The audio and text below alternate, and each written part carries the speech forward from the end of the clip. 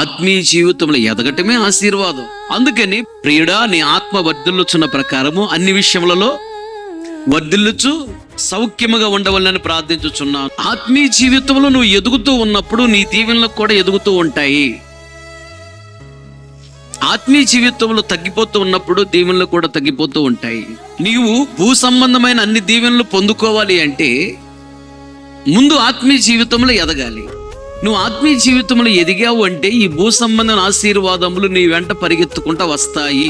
మోకరించి ప్రార్థన చేస్తే దేవుడు వచ్చి మాట్లాడాలి, కలలో కానీ దర్శనంలో కానీ. ప్రార్థన చేసినప్పుడు ఒక ప్రశాంతత కలగాలి. దేవుని రాజ్యానికి నేను వెళ్ళగలను ఒక నిశ్చయత కలగాలి, విశ్వాసం. దేవునితో మాట్లాడే అనుభవంలోకి రావాలి. కనుక ఆశీర్వదించటానికే దేవుడు పిలిచాడు. నిజమైన ఆశీర్వాదం ఏంటంటే ఆత్మీయ జీవితంలో ఎదగటమే నిజమైన ఆశీర్వాదం.